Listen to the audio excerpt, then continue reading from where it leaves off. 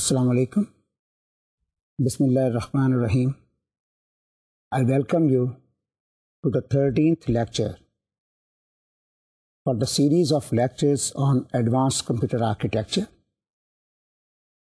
Today, after a brief review of what we have discussed so far regarding the pipeline data path, I'll talk about out-of-order execution, and in this respect I will give you the basic technique for implementing out-of-order execution in a long latency pipeline, where this technique has been used in CDC 6600 supercomputer. Last time, in our discussion onto the pipeline architecture, we first of all considered the simple pipeline, wherein we found that for simple operations onto the integer data, the data hazards can be either removed or the number of stall operations can be minimized to overcome the problem of the data hazard by using the forwarding technique. Similarly, we talked about how we can minimize the number of stall operations in case of structural hazard by introducing additional functional units. We also discussed the prediction techniques to enhance the performance of pipeline in case of control operations. Then we discussed the design of long latency pipeline structures. Here we said that in the 5-stage pipeline architecture, we can introduce more than one functional units at the execution stage, so that more than one operations may be performed in different functional units simultaneously. This, in fact, enhances the performance of the pipeline data path. Here we said that 4 separate functional units can be included in the pipeline, which can be seen from the diagram over here. These 4 functional units are the main integer unit, which is used to handle the load, store, or integer add subtract operations. Then we introduced the floating point adder to handle floating point add subtract operations. Then we talked about the floating point or integer multiplier unit, which requires more than one clock cycles to perform the required operation. All these 3 types of the floating point adder subtractor and floating point multiplier, we said they can at their own stage, own level, can be pipelined. This stage we also introduced an unpipelined divide circuit, which has got long latency, which ranges from 25 to 40 clock cycles. Here we observe that the integer instructions can be issued in every clock cycle, whereas the floating point add or subtract instructions take longer time to execute. Therefore, a new instruction cannot be issued in one clock cycle. Hence, we have to introduce stall over here in order to complete the execution and avoid any hazard in the final result. Following this, we discussed the latency in longer pipeline, where we found that the divide circuit has got the maximum latency and it requires 20 to 40 clock cycles to execute an instruction completely. So this means a large number of stalls have to be introduced, which ultimately degrades the performance of the pipeline structure. Then we observed that the read after write or write after read hazards may occur in a long latency pipeline structure because different instructions are of different length. We also then talked about the techniques in order to consider these hazards and minimize number of stall operations. However, over here, we notice that we cannot reduce the stall operations beyond a certain limit, and ultimately the performance of the pipeline is very much affected. We described two ways to resolve the write after write hazard. One is delay the issue of the jth instruction until the ith instruction enters the memory stage.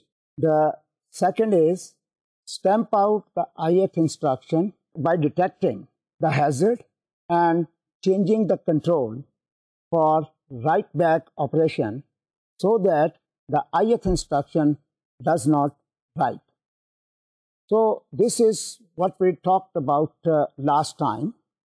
Today we will discuss how we can enhance the overall performance of a pipeline data path, which is using different functional units of different latencies, and what happens if the instructions are to be issued and executed in order or out of order.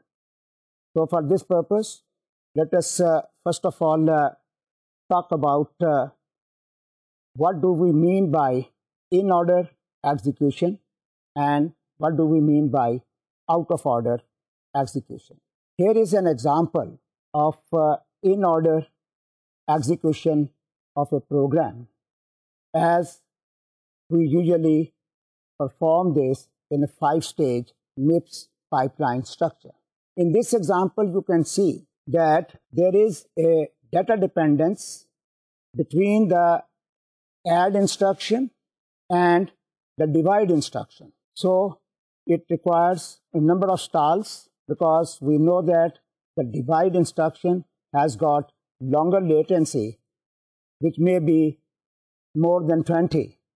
Therefore, more than 20 stalls have to be introduced. Similarly, you can see over here that the subtract instruction cannot be issued even if it does not have dependence on divide or add instructions. The reason for this is that once we insert a stall after the issuance of the divide instruction, no other instruction will be fetched. So from here, we can conclude that the number of stalls is very, very high if we are ready to perform all the operations in order. Whereas if in the same previous example, if you look into the last instruction, it does not have any dependence onto the previous two instructions. So this encourages us to find out a way out to execute this instruction out of order and increase the overall performance of the pipeline. So for this purpose, we have to see 5-stage pipeline which we are discussing is working after the instruction fetch and at the time of instruction decode. Basically, at the instruction decode, two operations are performed. First, after decoding the instruction, the checking is made for any structural hazard which may exist. And if a structural hazard exists, we cannot read the operands. For example, if there is a structural hazard with respect of the two writes to the same port, then we cannot proceed further. So this basically suggests that in order to execute the instructions out of order, we have to divide the instruction decode stage into two parts. These two parts are known as the issue and read operand. The issue stage is one where after decoding we check the instruction for structural hazards.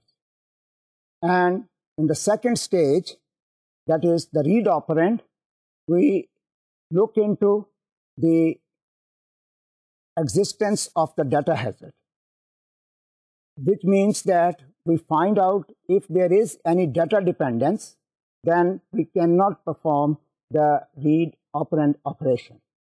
So this means that these two steps can now be performed in sequence, one after the other, but making different types of checking. So this division of the instruction decode stage into two parts facilitates us to fetch and execute the instructions out of order. For this purpose, let us look into this example and see how we can do this. Let us consider this floating point code comprising these four instructions, where the first instruction is divide, second is add, third is subtract, and the fourth is multiply. Here we can see that there exists anti-dependence between the add and subtract instruction. That is, the IF instruction, which is subtract, it writes to the F8, and the I-1th instruction that reads the operand from F8. If the pipeline executes out of order, that is, the subtract is executed before add, which is waiting for the divide, which is in fact I-2nd instruction to provide F0, it will violate anti-dependence. Thus, it will result in a write after read hazard. Furthermore, you can see that there exists output dependence between add and multiply, because both the instructions have to write to F6. If the pipeline executes out of order, that is, the subtract executes before add and multiply executes after subtract but before add, you can note that F6 written by multiply will be overwritten by add. That is, the output dependence is avoided. Thus, it creates write after write hazard.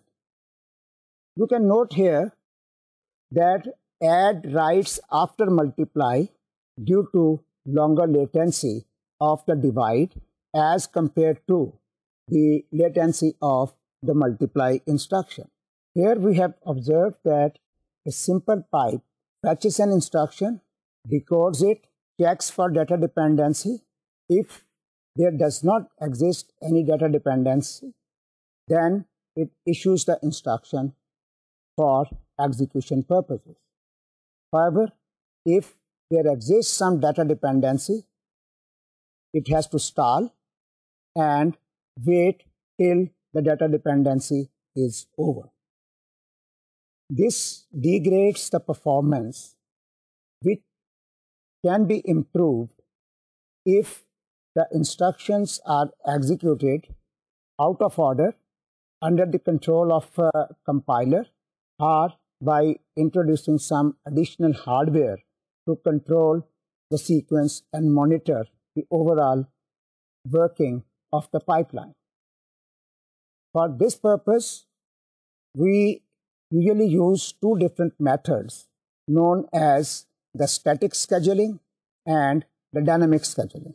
The static scheduling is one which is where the software is used to rearrange the instructions by the compiler and it is executed out of order.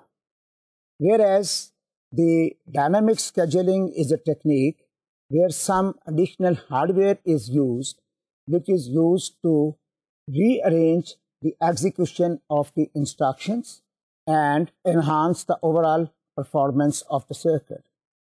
We will be talking about the static scheduling at a later stage, whereas today we will start our discussion onto the dynamic scheduling.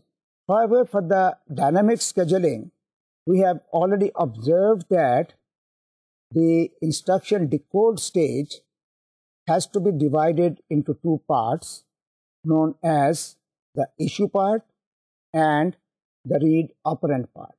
At the instruction fetch stage, instructions are fetched into the instruction register or into a queue of pending instructions. At the issue stage, all the instructions after checking the structural hazard are issued in order. Whereas the read operand stage is performed or it may be performed out of order, because at a read operand stage, it first checks the availability of the operand, which means that there is no dependence of the operand, and if there is no dependence, then only the instruction is passed on to the execution unit. Otherwise, it has to stall and some other instruction may be passed on to the execution unit which does not have any data dependency. So this shows that in order to implement this concept, we must have to keep a record of the sequence in which instructions are being issued, the operands are to be read, and then how they are to be passed on to the execution unit. For this purpose, the first concept was introduced while designing the supercomputer CDC 6600, where this concept is known as the scoreboard concept. The concept of the scoreboard can be discussed with the help of this block diagram, which I will discuss with you now. This CDC 6600 consists of 4 floating point units, 5 memory reference units, and 7 integer operation units. However, in this basic structure, we are only showing small number of functional units. The function of the scoreboard to control instructions execution is that the control signals are passed through the vertical lines. All data flow between the register files and functional units is made through the data bus, which is shown here as horizontal line, and a set of buses containing 2 input and 1 output serve as the group of each functional unit. The scoreboard, as you can see from this diagram, is used to maintain the record of data dependence, the steps which are corresponding to the issue stage. It also determines when an instruction can read an operand and begin execution. It also monitors every change in hardware to decide when instructions can execute, and it controls when an instruction can write result into the destination register. Here we have found that the scoreboard has to maintain information to control the progression from one step to the next step. The scoreboard controls or maintains this data in three parts, namely the instruction status, functional unit status, and register result status. I will talk about these three parts of the scoreboard one by one in detail. The status register is one, which indicates which of the four stages the instruction is in a particular clock cycle. The stages after the instruction fetch are the issue, the read, operand, the execute, and write back. During the issue stage, the scoreboard checks whether there exists any structural hazard or not to verify that it may not have any write over write hazard. In the read operand stage, it checks the data dependence to avoid read after write hazards. In the execute stage, it keeps the record what is the current status, whether the execution of an instruction in a functional unit is complete or not. And in the last part, which is write result, it checks does not exist write after read hazard. However, if there exists a write after read hazard, then it stalls or wait till the hazard is avoided. Now, for this purpose, let us have a look onto this slide. You can see the basic data structure used to maintain this information. Here you can see that at a specific clock cycle, the status of different instructions in the pipeline is the instruction multiply has been issued, its operands are read, and the functional unit is in the process of execution, but the execution is not yet complete. This is why we have not checked this particular column in this table. Whereas the instruction add has completed out of order. That is, even if the multiply instruction is not completely executed, as the add instruction in this particular example does not have any data dependence, therefore it has been executed out of order. The second unit is the functional unit status.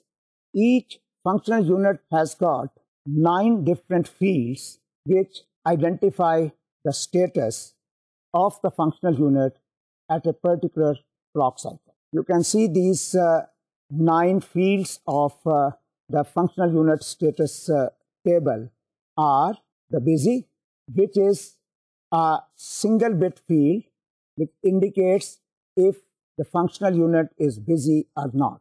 The operation field, it is a 2 or 3 bit field which specifies which of the operation is in hand, because sometimes one functional unit may be used to perform more than one operations. For example, the add functional unit for floating point can be used for floating point subtraction also. Similarly, the integer add unit is also used for integer subtraction. Then it also specifies the registers, that is the destination register number and the source register number. They are represented by using the subscripts I, J, and K. I is used for destination, J and K are used for 2 source operands. Then the next is QJ and QK. These are the functional units producing source registers, producing the values for FJ and FK. And RJ and RK are the flags which indicate the source register RJ, RK, whether they are ready or they are not yet read. It is set to no when operands are read. Here you can see this table which shows the functional unit status. In this case, you can see over here that the multiplier 1 has read its both the operands, and divide unit has not yet read one of its operand because the divider has dependence on the result of the multiplier. The third table maintained is known as the register result status table. This register status table maintains an information which particular register is being in use for a particular functional unit.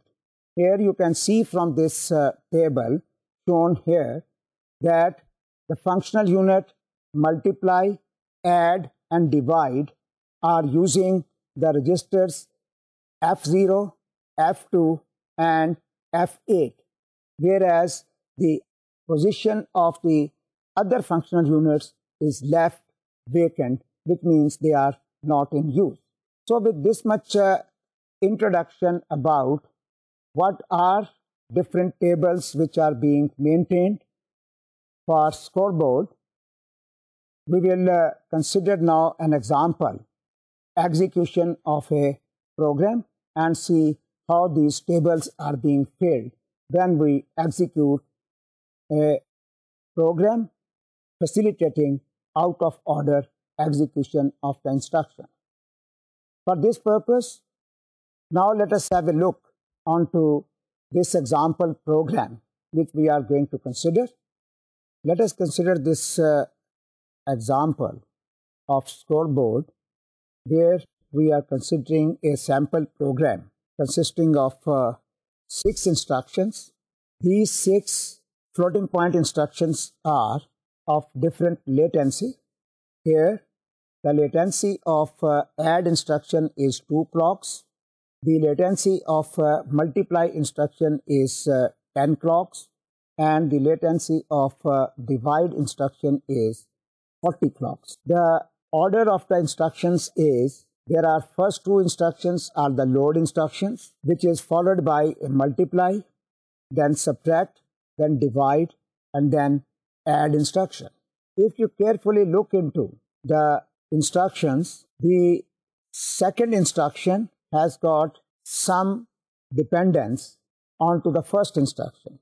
Here we are using the symbols F, F6, F1, F2 or F4 for the floating point registers, whereas the symbol R, for example R1, R2, actually they are used for the address registers. The first initial status of empty scoreboard is shown over here, where you can see that the instruction status table, the functional unit status table, and the register result status table all are empty.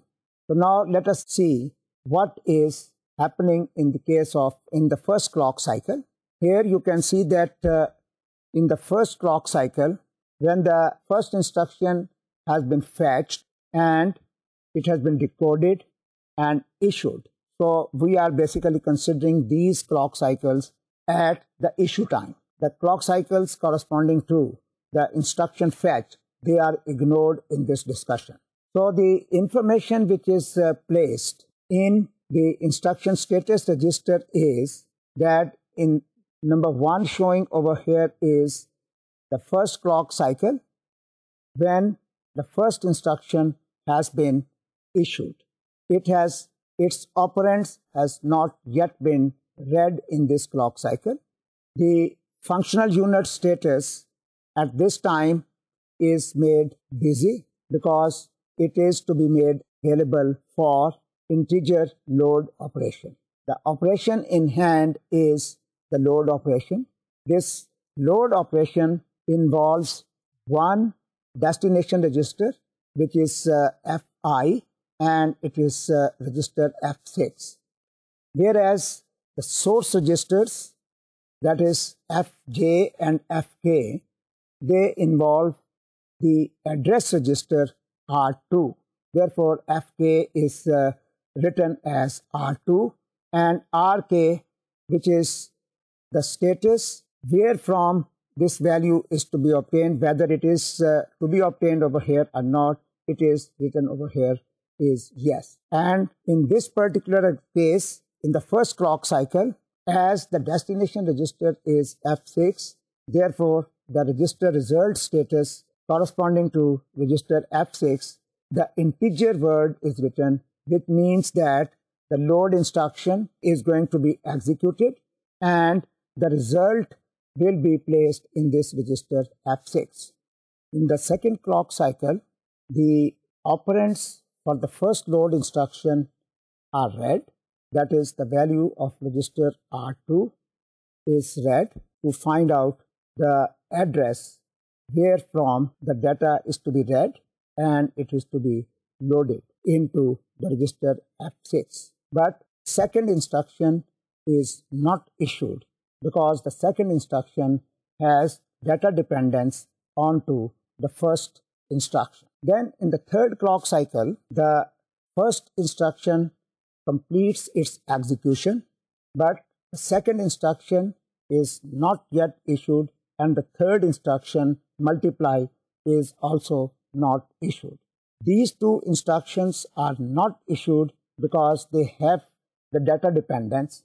That is, second instruction has data dependence onto the first one and the multiply instruction has a dependence onto the second instruction. So therefore, you can see over here there is no net change in the other two tables and only number 3 is written in the instruction status section, which shows that in the third clock cycle its execution is complete. Then we can see that in the fourth clock cycle, the result, that is whatsoever is the value read from the location, which is R2 plus 34, it is loaded into the register F6. Now this stage, still the write back operation is not complete. Therefore, the other instructions, that is the load, multiply, and the fourth instruction, which is subtract, it has not been issued. The fourth instruction is not issued because it also has a data dependence onto the second instruction because it involves register F2. Then in the fifth clock cycle, the second load instruction is issued and this information is entered into the issue column. However, at this time, the contents of the function unit status, they are changed, and the change over, you can see that in the integer row, it is busy, its operation is load, but the destination register is F2 and the source register corresponding to Fk is equal to R3. Moreover, you can see that in the register result status table, there is a change and it is now, instead of F6, the functional unit is using F2 register. So this is a change which is occurring in the fifth clock cycle with respect to the status of different registers in the first and the second or up to the fourth clock cycle. Similarly, now let us see what is happening in the sixth clock cycle. Here you can see that in the sixth clock cycle, the multiply instruction is issued and the operands corresponding to the load instructions are read. Why we did not issue the load instruction in the second clock cycle and why we have issued the multiply instruction in the sixth clock cycle, that is in the same clock cycle when we are performing the read operand in this particular case. The reason is quite obvious, you can see, and we have got a separate multiply unit, number one. Number two is that there is no structural hazard at this stage in between the second load instruction and the multiply instruction. Now at this time, the changes in the functional unit status table are that now our second functional unit corresponding to the multiply operation is now busy, and it is written over here as multiply 1. There are two multiply units in our this example scoreboard design. The other things which you can notice from here are that the destination register in this case for the multiply instruction is F0. The source registers for the multiply instructions are F2 and F4, written under the column Fj and Fk respectively. The Qj is using information from the integer section, which is basically an integer value which is coming from the previous load operation, which is for F2. And Rj is in the status no, whereas Rk is in the status yes. You can see why it is so by considering we have already said that if the information is to be made available from the original unit, then we always write it no over here. The register's result status in the 6th clock is that the functional unit multiply 1 is using the register F0, and the functional unit integer is using the register F2, which is corresponding to the second load instruction. Then in the next clock cycle, that is the 7th clock cycle, now you can see that when the second instruction has been passed on to the execution unit has completed its operation because it is an integer operation and it has got a latency of 1. Therefore, this operation is complete in the 7th clock cycle. However, in the 7th clock cycle, the 4th instruction in the sequence has also been issued. Here you can see that in the 7th clock cycle, the load instruction has completed its execution. This means that the address has been calculated and the only operation left is to write the result in F2. So this means the scoreboard knows that the result will be loaded into register F2 in the next clock cycle. This is why the subtract instruction has been issued in this clock cycle, which no doubt needs the value of F2 as a one of the operand. Whereas at this stage, the operands for the multiply have not yet been read. The reason for this is quite obvious, as you can see that it requires a value from F2. One of the operand is in F2. Therefore, the multiply instruction, which was issued in clock 6, it cannot read its operand because one of the operand must be read from F2, and the load instruction has not yet placed this value in register F2. So the other statuses are, as you can see from here, that the functional unit status for the add unit is that add unit has become busy. Operation is subtract. The destination register over here is F8 and the source registers are F2 and F6. So this information is maintained in the functional unit table, and at the same time the register result status table also contain the value of the destination register, which in this case is F8. So this way you can see that in every clock cycle the scoreboard is keeping track of different functionalities, the status of the functional units, as well as the status of individual instructions and the status of different registers. So now let us see what is happening in the 8th clock cycle.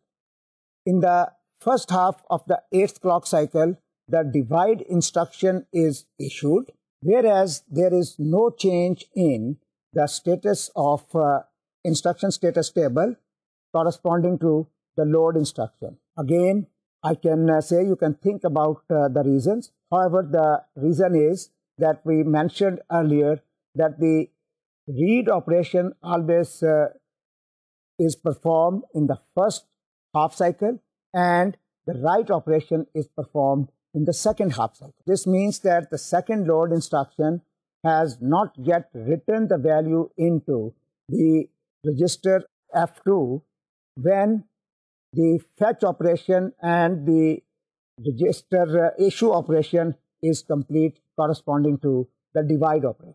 The status of the functional unit and the status of the registers are quite obvious and are very clear from this diagram. Whereas in the second half of this cycle, now you can see that the result has been written into register F2 corresponding to the load instruction. And at this stage, the rest of the status is the same. Whereas in the 9th clock cycle, now as the valid value is available in F2, therefore the multiply instruction reads the operand. Similarly, as the subtract instruction which was issued in the 7th clock cycle, it is also now, it can read the operands. Here you can see that the functional unit is showing that multiply 1 is now just to start the execution of multiply operation because it has got all the required operands. Then in the next clock cycle, no other issue of the instruction will take place because the next instructions have got data dependence, whereas the multiplication operation will start, but in the 11th clock cycle, the subtract operation that is complete. So this is the subtract operation has been executed out of order, that is before the multiply instruction is completely executed. The multiply operation still have to take 10 clock cycles to complete. Whereas in the 12th clock cycle, the subtract instruction will write the result into the register F6, and this status is shown in the functional unit as well as in the register result status table. In the 13th clock cycle, as now the required value is available in register F8 from the subtract operation, therefore the add instruction is issued. In the 14th clock cycle, the operands for the add instructions are read. In the 15th clock cycle, the multiply operation is in progress. It still needs 4 clock cycles to complete. The divide instruction has not yet read the operands. Its operand is not yet available in register F0, and the add instruction is not proceeding further because it has to ultimately obtain its operand from F8 and F2, but it has to write the results in F6, which is needed by the divide instruction. This is why it will stall the add operation over here, but it will continue with the multiply operation at this stage. In the 16th clock cycle, however, when the required operands have been read and the execution of the add instruction is complete, but at this stage the divide instruction has not yet started. The reason for this is one of its operand is from F0, whereas the F0 is the destination of the multiply operation, which is still in progress, and it still needs 3 more clock cycles to complete. Then in the 17th clock cycle, the multiply instruction will continue. All other operations except the add instruction are complete. The add instruction has not yet written the result into the destination register because this destination register is the source register for the divide instruction, Therefore, it may have an anti-dependence, and in order to avoid this anti-dependence, it is still in a waiting state. In the 19th clock cycle, the multiply unit has completed the execution, and in the 20th clock cycle, the result of the execution will be written in F0. Once this result has been written in F0, then in the 21st clock cycle, the divide will read its operand. This operation then, and in the following cycle, that in the 22nd cycle, the add instruction will write its result at the location F6. Whereas now it continues for the 40 clock cycles as the latency of the divide operation, and in the 61st clock cycle, the add operation will complete its execution, and in the 62nd clock cycle, this result will be written into the destination register, which is F10. So this way, it completes all these operations in 62 clock cycles when all the operations have been completed, and where you can notice that the issue instruction of the first load took place in the first clock cycle, of the second in the fifth, of the third in the sixth clock cycle, of the fourth in the seventh clock cycle, of the fifth in the eighth clock cycle, and of the sixth one in the 13th clock cycle. But the overall pipeline took 62 clock cycles. This much discussion about the scoreboard technique for dynamic scheduling. I hope that the basic concept of dynamic scheduling is clear to you. However, we will further extend this concept by using some additions in the design of this data path and adding some more hardware to enhance the performance further. And next time we will talk about this new design. Meanwhile, I will like to say that you should go through the examples given at the end of chapter 3 of your book, and some examples given in Appendix A in your book, and see if you are in a position to implement the concept whatsoever we have talked till today. So with all this discussion, I stop here and I say you Allah Hafiz.